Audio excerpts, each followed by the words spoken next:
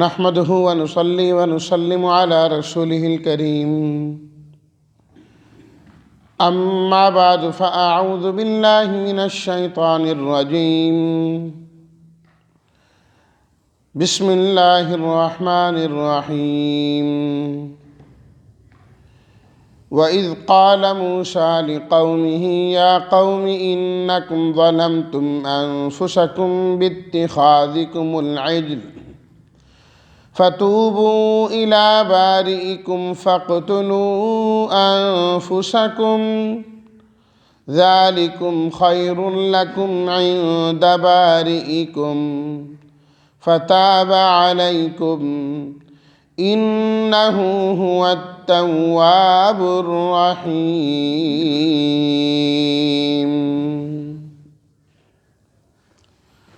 صدق الله مولانا العظيم اللهم صل على سيدنا ومولانا محمد وعلى آل سيدنا ومولانا محمد وبارك وسلم۔ اور یاد کرو جب کہا موسیٰ علیہ السلام نے اپنی قوم سے، اے میری قوم، بے شک تم نے ظلم کیا اپنے نفسوں پر، بئی طور کہ تم نے بچھڑے کو معبود بنا لیا، پس تم توبہ کرو اپنے پیدا کرنے والے کی بارگاہ میں، پس تم قتل کرو اپنے آپ کو یعنی اپنوں کو، یہ بہتر ہے تمہارے لیے تمہارے رب کے ہاں، تمہارے پالنے والے کے ہاں۔ پس اس نے تمہاری توبہ کو قبول کیا، بے شک وہ اللہ بہت ہی توبہ کو قبول کرنے والا، رحم کرنے والا ہے۔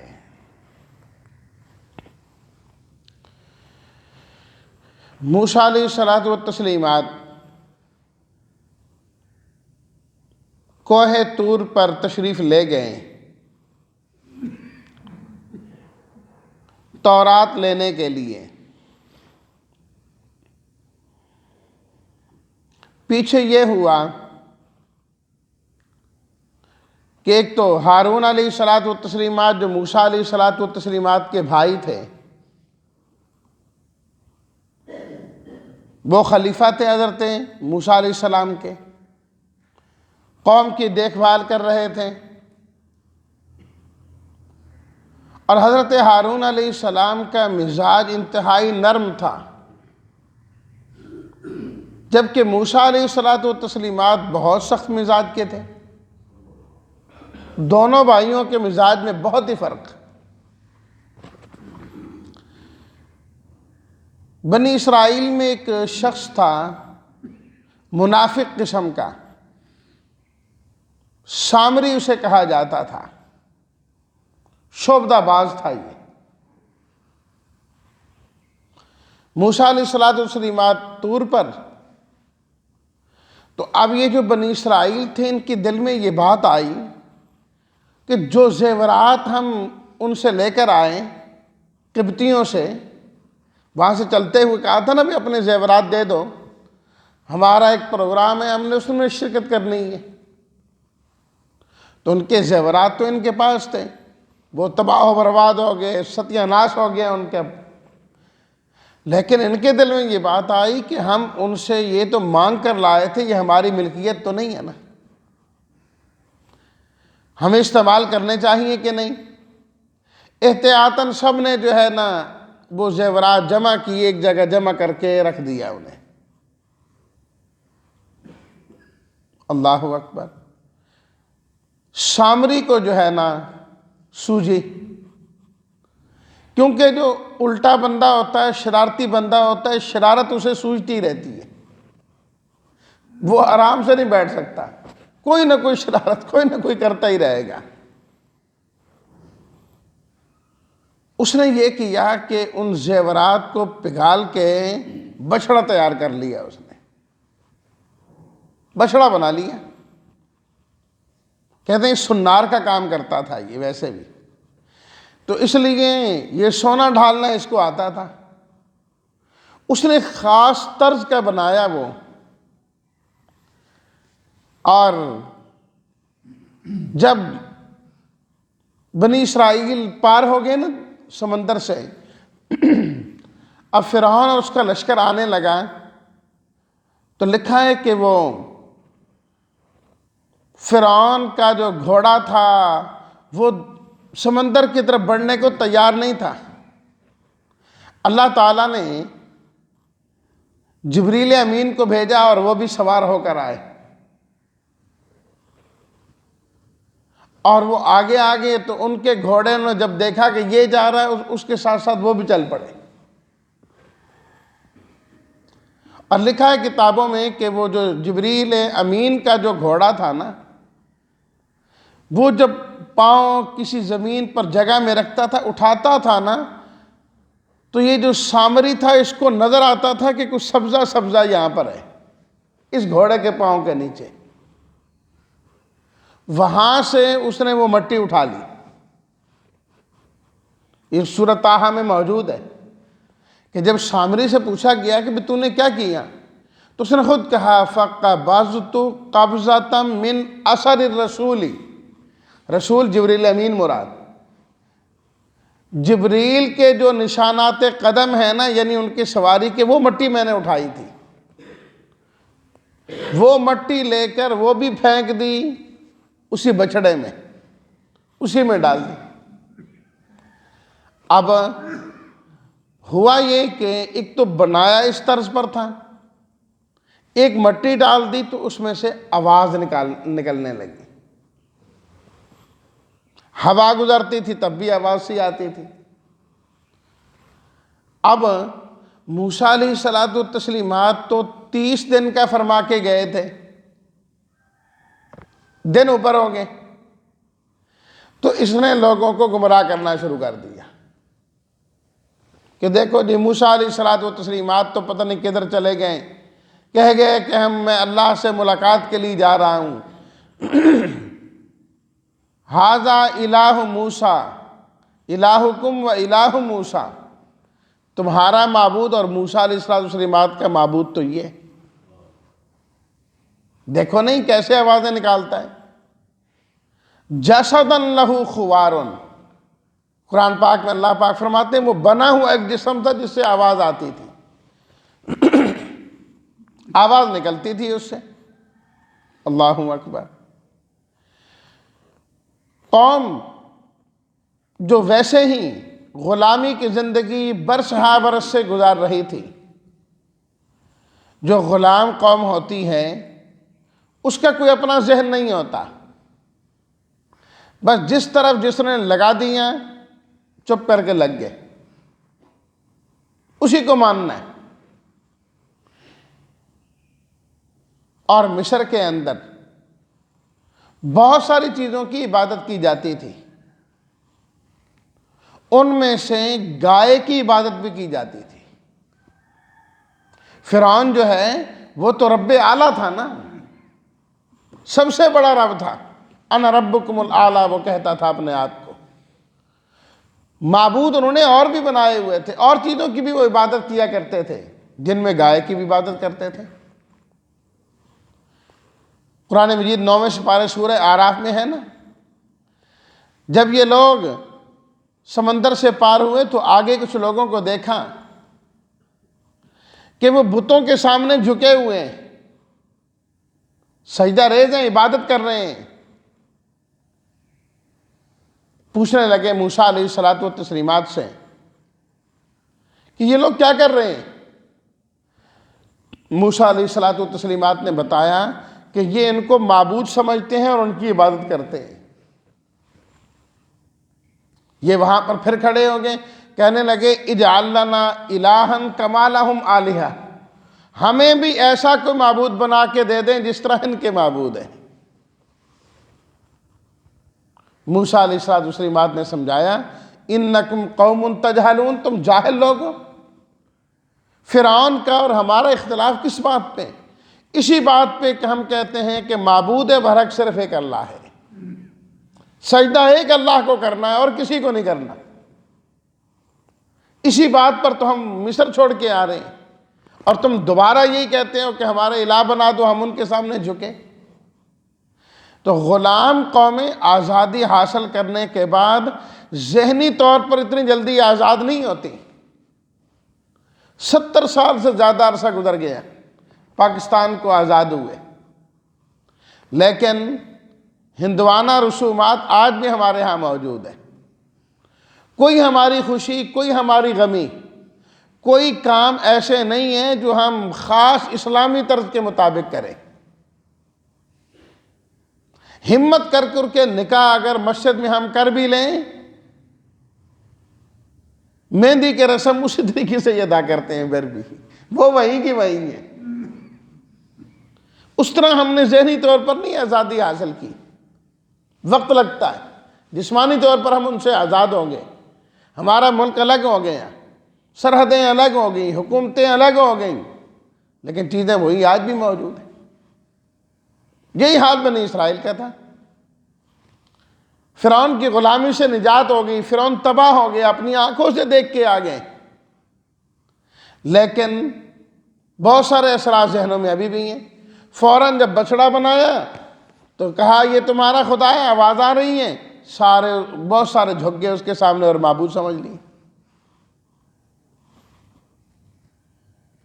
لا علمی میں ہیں ایمان والے، لیکن جھک رہے ہیں غیر اللہ کے سامنے، بچڑے کے سامنے. اور کتنی کم عقلی ہے کہ معبود بھی بنایا تو کس کو بنایا؟ اول تو اللہ نے انسان کو اشرف المخلوقات بنایا ہے. اس کے علاوہ جس چیز کے سامنے بھی جھکے گا وہ اس سے کم تر ہی ہے. معبود بھلا اپنے سے کمتر ہوتا ہے کبھی؟ انسان کے سامنے جھکے یہ ٹھیک نہیں کہ جائے کہ انسان اپنے سے کمتر کے سامنے جھکے. بس انسان کی جب شرک کرتا ہے نا، انسان شرک کی طرف آ جاتا ہے، پھر انسان کی عقل ماری جاتی ہے، یہ عقل معوف ہو جاتی ہے، سمجھ کچھ نہیں آتا انسان کو کہ میں کیا کر رہا ہوں. کہ معبود بنانے پہ آیا تو کسے بنا بیٹھا، عبادت کرنے پر آیا تو کس کی کر بیٹھا؟ بچڑے کی. اور بچڑے کے بارے میں ویسے ہی مشہور ہے، گائے کے بارے میں، بیل کے بارے میں ان کی تو عقل ہی نہیں ہوتی، عقل ہی نہیں ہوتی.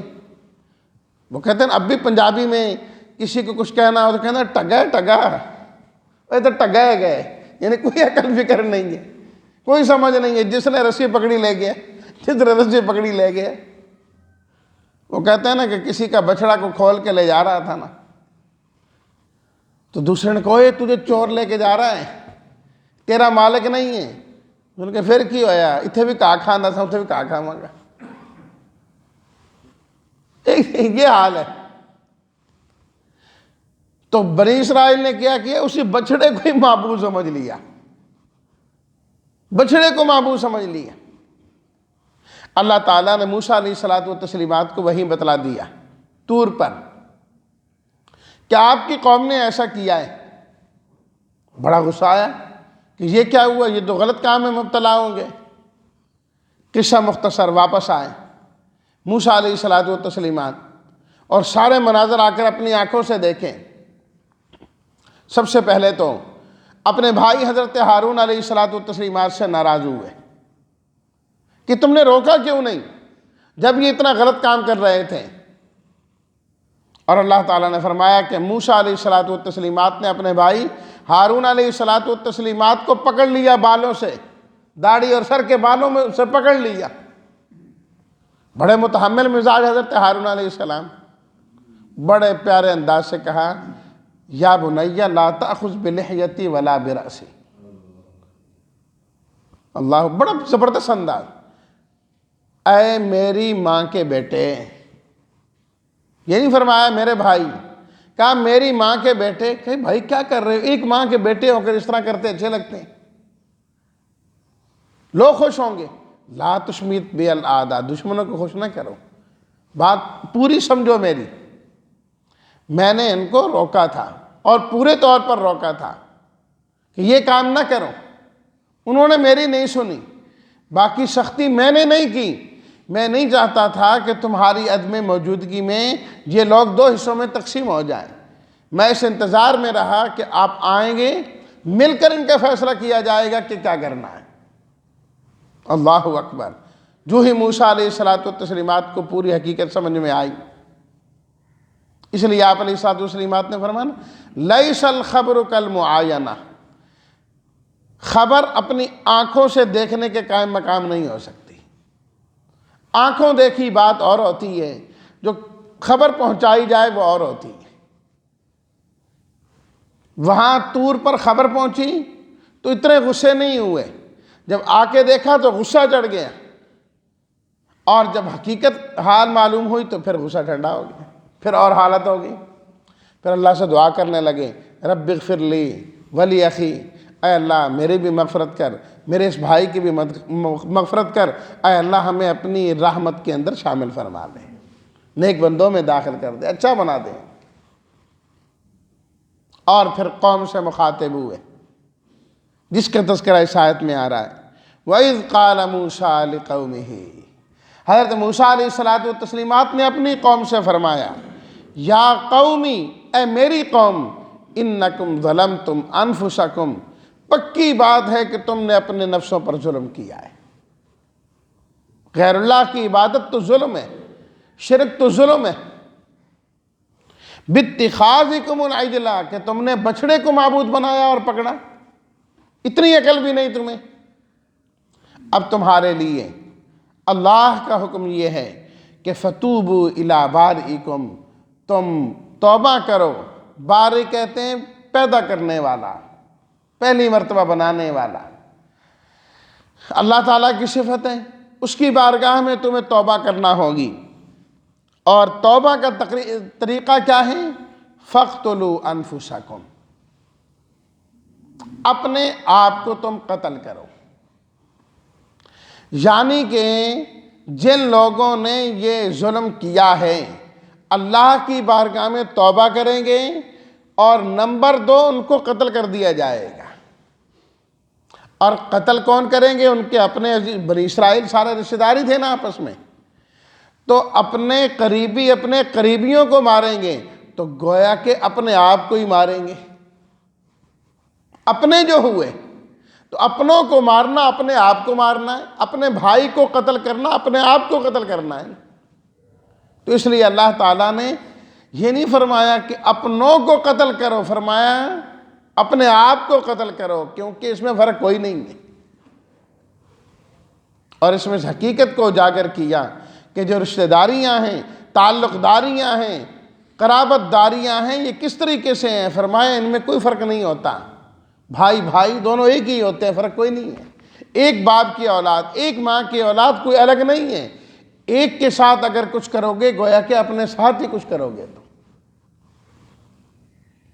یہ شخص سزا تجویز کی گئی ان کے لیے، جس طرح کے اس شریعت کے اندر بھی بعض سزائیں ہیں۔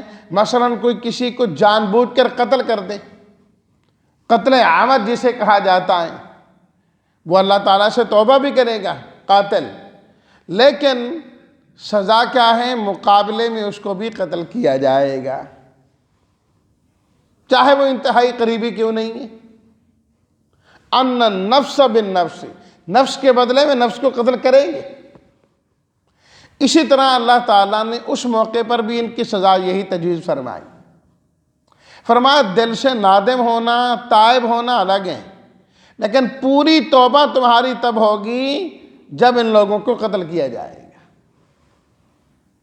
ذالکم خیر لکم، فرمایا اس میں خیر ہے تمہارے حق میں، فائدہ ہے تمہارے حق میں،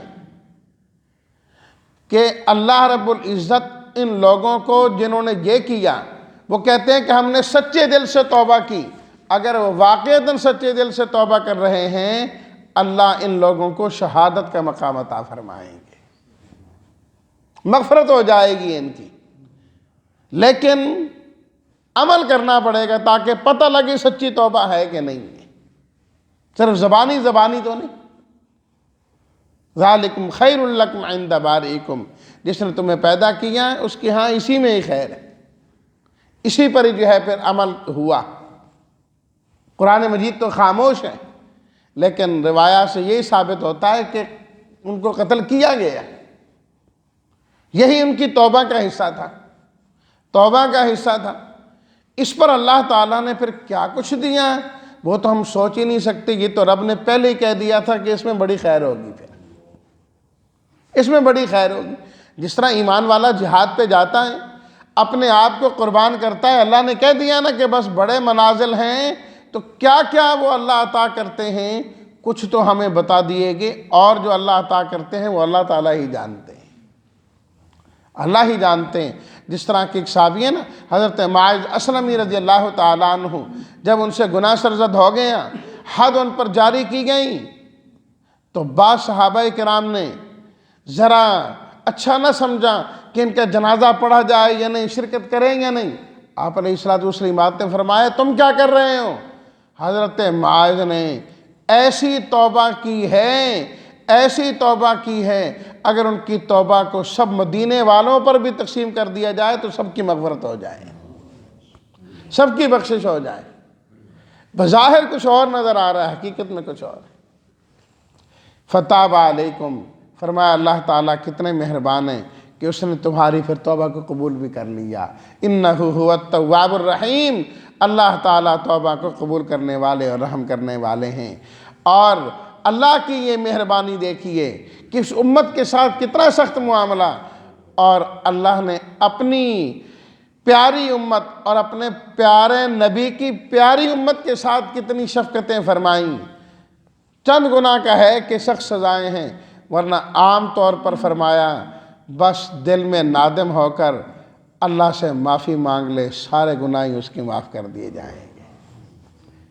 شرک تک کر بیٹھا, کفر تک کر بیٹھا, فرمایا آ جائیں میرے در پر, میرے دروازے پر آ جائیں, سچے دل سے توبہ کرے صحیح, فرمایا ایک گناہ بھی باقی نہیں چھوڑوں گا.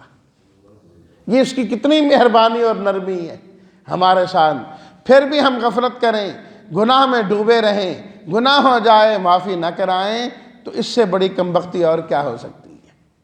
دیکھیے اللہ نے کتنا سخت طریقہ رکھا, اور اس شریعت میں ویسے ہی احکامات بڑے سخت تھے, بعض چیزیں اور بڑی سخت تھی. توبہ کا یہ طریقہ, پاکی کے طریقے, اور چیزوں میں, کیونکہ یہ لوگ ٹیڑھے بہت تھے, جو جتنا ٹیڑھا ہوتا ہے اس کے لیے سختی بھی اتنی زیادہ ہوتی ہے. نعمتیں بھی اللہ نے ان پر بڑی کی, لیکن ٹیڑھے ہی رہے, اس لیے اللہ کی طرف سے سختی بھی اسی طریقے سے کی گئی. اللہ تعالی ہم سب کو گناہوں سے بچنے والا بنائے, اور اللہ تعالی ہم سب کو ہمیشہ توبہ کرنے کی توفیق عطا فرمائے. وآخر دعوانا ان الحمد للہ رب العالمین.